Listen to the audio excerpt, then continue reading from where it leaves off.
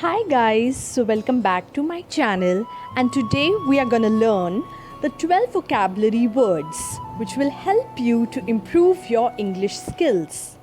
So let's start our video. The first word is abate. Abate. Abate का मतलब है किसी प्रभाव का कम हो जाना. That is to lessen or to decrease or to become less strong.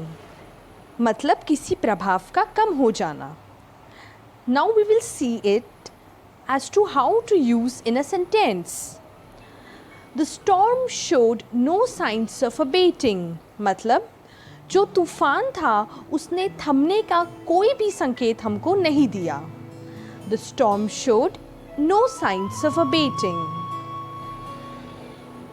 The second word is paramount. Paramount मतलब बहुत इम्पोर्टेंट, बहुत आवश्यक, बहुत महत्वपूर्ण होना. Safety is paramount in car design. इस सेंटेंस का मतलब है कि कार के डिज़ाइनिंग में सेफ्टी का एक बहुत ही इम्पोर्टेंट महत्व है. Third word is prudent. Prudent meaning cautious, to be careful. मतलब किसी भी निर्णय को सावधानी से लेना. That is cautious and to be very careful.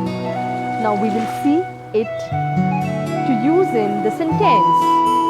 A miser holds money not because he is prudent but because he is greedy. मतलब एक कंजूस व्यक्ति अपने पास पैसा इसलिए संभाल के नहीं रखता है क्योंकि वो बहुत ही ज़्यादा केयरफुल है या बहुत ही मतलब उसको केयरफुल है या बहुत ही ज़्यादा उसको ध्यान से रखता है. इसलिए नहीं कि वो बहुत ज़्यादा प्रूडेंट है, बल्कि इसलिए कि वो बहुत ज़्यादा लालची है. A fourth word is surpass. Surpass का मतलब है किसी की आशा से भी बढ़कर काम कर देना. मतलब जो हमने सोचा था कि ऐसा होगा उससे भी आगे बढ़ जाना. To do something better than expected. मतलब जो हमने सोचा था उससे भी ज़्यादा कुछ अच्छा हो जाए और उससे भी बेहतर हो जाए.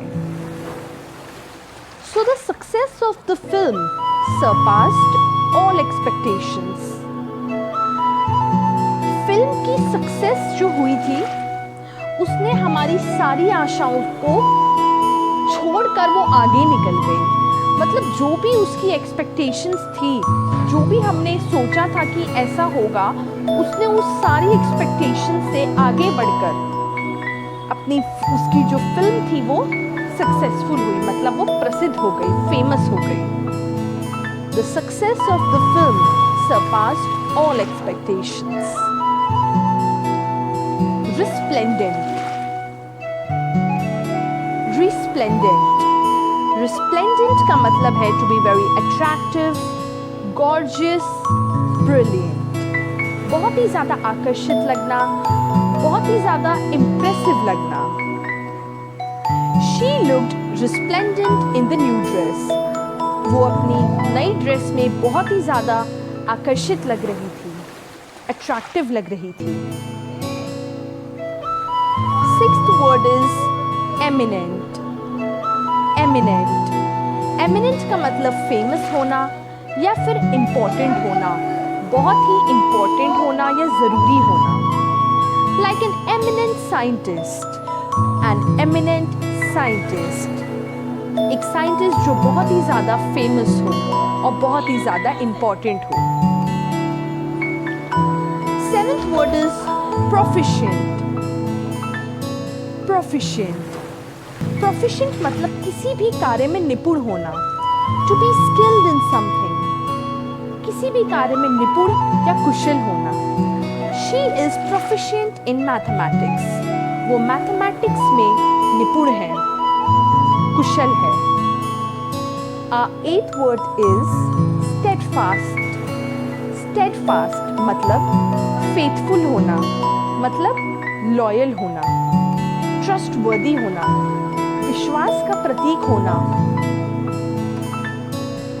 Arjun was steadfast in his affections for his friend. Arjun was steadfast in his affections for his friend. Arjun को पूरा विश्वास और भरोसा था उसकी दोस्ती पे, उसके दोस्त की प्यार और अच्छे भाव पे। Ninth word is camaraderie.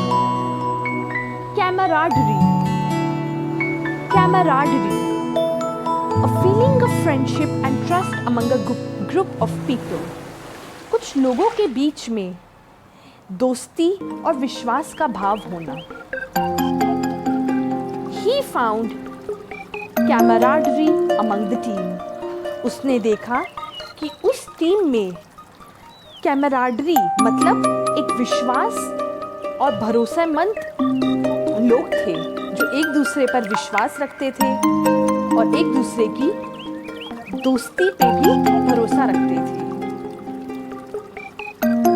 Our 10th word is delusion. Delusion. Delusion का मतलब है भ्रम होना, किसी चीज का भ्रम होना जो असलियत में ना हो। A false belief, किसी चीज पे भरोसा करना अनदेखा होकर। इस delusion को हम misapprehension भी कह सकते हैं। To have a false belief मतलब भ्रम में रहना। She is under the delusion that we will finish on time. उसको इस बात का भ्रम था कि हम ये काम समय पर कर लेंगे।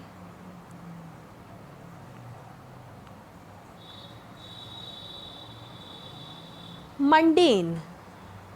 मंडेन मंडेन का मतलब है कोई साधारण चीज, मामूली, जिसमें कोई रोचकता ना हो, कोई इंटरेस्ट ना हो। To be very ordinary, not interesting और exciting. I don't mind doing a job which is low paying, I just don't want it to be mundane.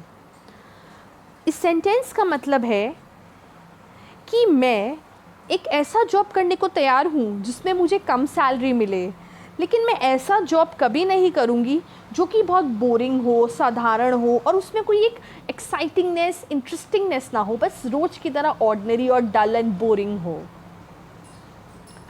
So this was our 11th word, mundane. The last word is voracious. Voracious मतलब wanting large amount of food, या फिर हम इसको wanting large amount of knowledge भी कह सकते हैं, बुक्कड़ भी कह सकते हैं हिंदी में, या फिर जिसको नॉलेज लेने की बहुत ज़्यादा मन हो, बहुत ज़्यादा चाह हो, इच्छा हो, wanting large amount of food या फिर knowledge. So we can use it as a voracious reader or a voracious eater. So thank you guys. I hope you liked my video, and if you liked watching my video, so please like, share and subscribe my channel.